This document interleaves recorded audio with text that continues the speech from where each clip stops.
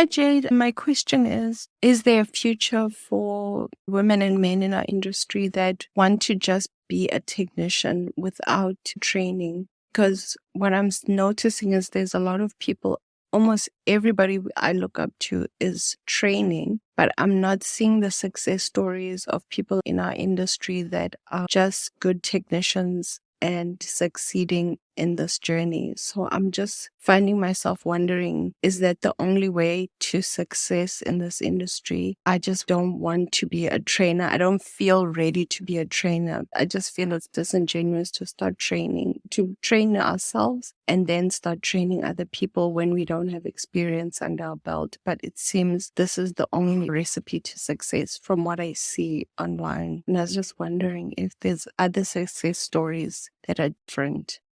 Hey, Tumi, thank you so much for submitting this question. It was a pleasure hearing your voice, having you on the podcast. And I have to admit, I was really excited to answer this question because there were so many different directions that I could go. But for the short, quick answer, absolutely, you can be highly successful, have a very, very lucrative career just being a technician without having to scale your business going to the training route. And so if you can relate to Tumi and have looked at the PMU industry and have wondered, is training the only way I can make a ton of money? Then this episode is perfect for you. Stay tuned. Hi, I'm Jade Hernandez, a camouflage tattoo artist and educator. I help beauty bosses effectively market their business and become the authority in their field, close more leads, and make more money. In the past 6 years, I've launched 2 successful beauty businesses to multiple 6 figures with over 100 5-star raving reviews and several media press spotlights. While most marketers will tell you to hustle and work harder for success, I'll show you how to create more value from the inside out so that you work less, make more, and truly expand and transform your business and life. This is the Beauty Expanded podcast. Okay, so first things first, the definition of success looks different for each and every one of us. And it most likely is an ever-evolving, breathing thing that changes every year. I know for me personally, what I thought was a measure of success in my 20s was very, very different than where it is today. And that's because my life has changed. I'm a mother, I'm a wife, I'm a business owner. And so I think the first thing you have to do is really get very clear and intentional on what your definition of success is right now, and being okay with having that change and evolve as time goes by. As you meet some of your successful measurements, and then that begins to open up and expand your business into different directions.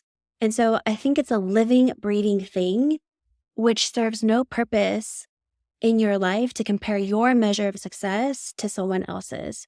That's the great thing about being a business owner, is that we get to literally design our business in a way that feels most aligned with the quality of life that we want to live and experience on a daily basis.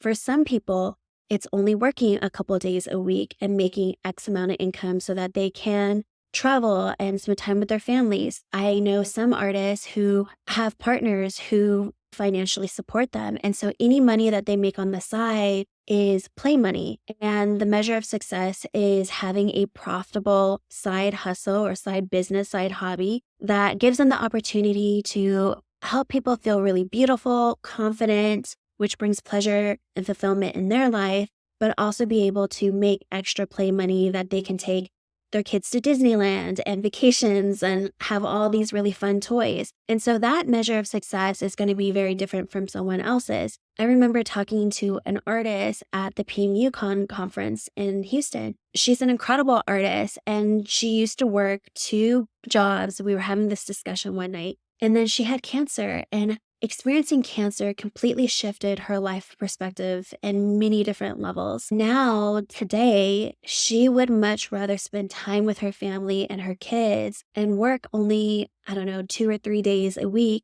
and be able to meet people and socialize and help women feel beautiful. And that's the definition of success to her. Because of what she's been through, it was more important for her to have a quote unquote successful life that is measured by the quality of time that she gets to spend with her family versus in the treatment room per se. I also think of one of the artists in Canada who I aspire to be. Her work is amazing, and she's been in the industry for a really, really long time. I remember when I first stepped into the tattooing world, she was one of those, and she still is, an artist that I looked up to. I was like, wow, her work is incredible. Her vibe is awesome. I just love everything about her style, her aesthetic. And she doesn't train. And it's so interesting because I remember there was a point where every year I would touch base with her and I would ask her, do you do any training? Do you offer any training?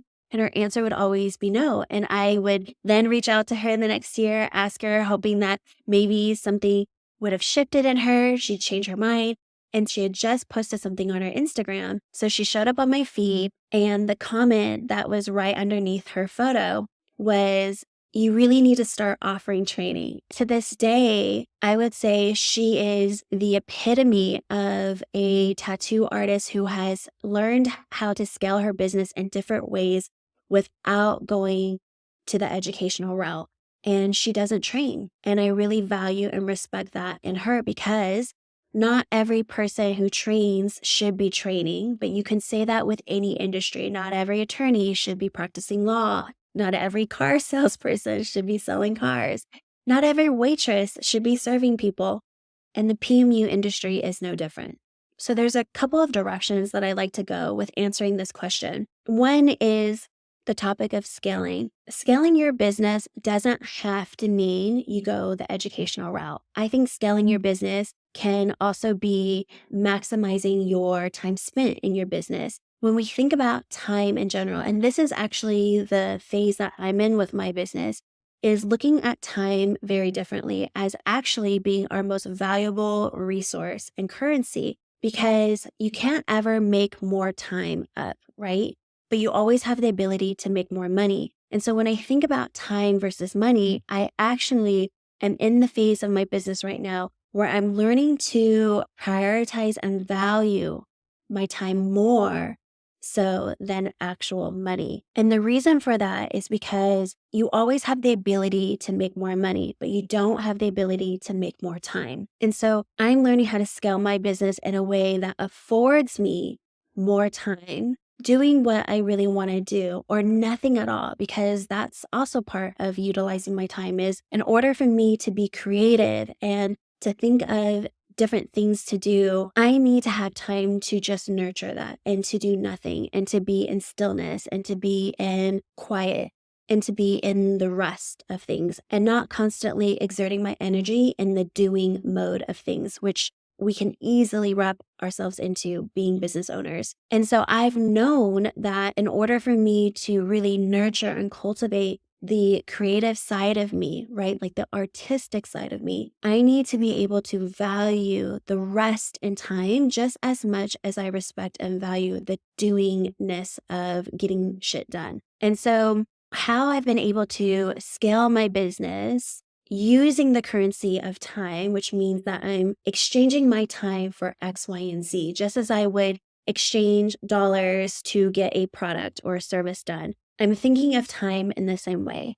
And so what I've done to scale my business, or to scale my time in my business, is by hiring really key pivotal people in my business that can replicate and do some of the busy work for me. So that way I have more time to be present in my mentorships, to book a coaching call, to journal, to spend a day doing self-care and taking a break from my business. And that's one way that I've been scaling my business. You can also scale your business by hiring more employees to do more services within a shorter amount of time versus you being the only sole provider in your business. You can also scale your business by more of the franchise model, opening up different locations, replicating your business like a machine to serve more people, hire more employees. Another suggestion is you could also scale your business by adding more services under your brand. And then, of course, you can scale your business by offering higher ticket services such as training or educational programs. And that is where a lot of people are scaling their business. But it's not the only way. You can also scale your business by just being a highly skilled and talented technician and increasing your prices. I remember a long time ago, I was following a writer, and I'm just thinking about this right now. I was reading one of his blogs, and he was talking about how he's a writer, and he's come to this conclusion that when you step into the entrepreneurial world, scaling your business seems to be the catalyst for a lot of people. People are always asking you, how are you going to grow your business? What more can you do? What more will you do? What more should you do? And there's always this element of where you are right now isn't enough, that you should always be doing more. And where his blog, and this is just refreshing my memory, where his blog was kind of going was, well, what if I'm just happy with where I'm at today? Because he was highly talented at what he did. And yet I think he had also hired some employees, grew his business more towards the digital advertising route, and then decided that that's not where he wanted it to go. Because oftentimes I remember a therapist that I had once told me, more money, more problems. And there's an element of truth to that. And I don't think that's a bad thing or a good thing. I just think that that's just the way that it is. The bigger your business grows, the more problems you're going to have to solve, or different problems are going to be coming up. But problems never go away, one. And then two, the goal, or at least my ultimate goal, is always to replace problems for even better problems. Like, my goal is to have multi-million-dollar problems. My goal is to have so much time on my hands, I don't know what to do type of problems, because you're a business owner before you are a PMU artist or a camouflage tattoo artist. We are in the industry of solving problems. That's what entrepreneurs do. And to think that one day you'll never have problems, or to have that goal, would essentially take your business out, because your business exists because you are here to help solve problems. And so back to the writer that I was talking about, is he was essentially saying, I'm happy with where I'm at, and I don't want to scale my business in the way that most people are going. And that's okay. And I was really inspired by that blog post myself, because it's so true. There's always so much pressure when it comes to trends, but I also believe that if you want to shift that perspective, you can simply ask the universe to show proof of highly skilled technicians that aren't training, who are also very successful. And Shaughnessy from Instagram is a really great example of that. She's the PMU artist that I was just talking about, where she scaled her business by opening up different locations. So she started off in Canada, and they recently opened one up in LA. And she has other artists that work under her brand. And then I think she also opened up a coffee tea shop, which is so cool. And so she is the epitome of a highly, highly skilled technician who has found other outlets to creatively express herself and her talents, and also be able to scale her business in a way that doesn't involve training. And so I think if you begin to ask the universe for more examples of that, you're going to slowly notice other people that are living proof of what you may desire, if that's even what you desire. I have a friend in Vegas. He does train, but he doesn't train a lot. He's a highly skilled S&P artist who brings in anywhere between 50 to 60K a month. So he doesn't need to train if he doesn't want to. That's just in services alone. And what I really value and admire about him is that he's undercover. Not a lot of people, well, a lot of people know about him who are looking for services, but I would say within the S&P world, within the PMU industry, he's not super well known in the sense that he's at these conferences and these expos speaking. But when I think about the profit that he's making in his business, I am just so inspired and motivated by that, because everything about this guy is the opposite of ego. He's so humble, he's so talented, and he really just stays in his lane and focuses on his business. And a lot of those speakers at those expos and conferences aren't bringing home, I can almost guarantee, aren't bringing home the kind of money that he is. And so I just really have always respected and admired him for being quiet and being undercover and highly, highly successful. Now, with that being said, I can only speak for myself. I got into training because I had been trained poorly several times, and I knew that there was a better way to do this. That's what motivated me, was to provide a training program that I felt was in full integrity, and that I still feel like it's in full integrity, that was going to provide artists the support that they need, as well as the tattooing fundamentals that were going to be pivotal in the start of their career. That's why I got into the industry, because I saw that there was this huge gap of what I would deem as integrity, but I didn't know if I was going to enjoy teaching. Again, not everyone who teaches should be teaching. So when I first started, I started with, I believe, 5 students, all separate times. So there were one-on-one trainings, and it was what I called a beta program. And I let them know that. So when I was marketing years ago that I was thinking about training, I did tell them that it was a beta program, that I was essentially going to be trying it on for size. They would get a huge discount for training with me, because they were also going to be helping me to develop my training book and the program itself. And I figured, before I took on the 5 artists, I figured 5, for whatever reason, was going to be the magical number that was going to help me decide at the very end whether or not I was going to dive in with 2 feet into training. And I gave myself that room and grace to be like, this is a beta program. If it doesn't work, at least you tried it. At least you gave, a great effort. And it's okay. If training isn't your thing, it's not your thing. But at least I kind of gave myself a way to dip my toes in it, experiment, explore it without any of the pressure that this has to happen by that time that you're done with your 5 students. So I did a year of that, and I realized that I really, really enjoyed it. And I think that's also one of the reasons why our program is phenomenal. And that doesn't come from any place of ego. It comes from a place of knowing that there's always more room to grow. Our training program constantly evolves every year. My business evolves every year, because it's really important for me to be able to be in it for the reasons that are aligned with me, which is making sure that people are getting a ton of value in trusting us with their investment, making sure that they're being trained properly. And in order for them to be trained properly, I also need to be a student of the craft. So it's really important for me, or it's within my moral code, that I am also performing camouflage services on a daily basis. So therefore, when I extend advice, tips, and education to our mentees, that I'm doing it from a place of experience and not from textbook. And I think that's what helps breed the pleasure and fulfillment and the fun in being an educator for me. I think you guys can all look back at all the teachers in your life and probably count with one hand, if not only a few fingers, of teachers that had made an impact in your life versus ones that were not really in their life purpose. There was one teacher in particular in college that completely shifted my entire mindset. You could just tell he was in his zone of genius, that he was in his element, that he really, really enjoyed what he did. And because of that, I still remember him to this day. And I remember being so excited to go to his classes every day. He was the highlight of most of my college year, that entire year, going to his class, learning from him. And it was because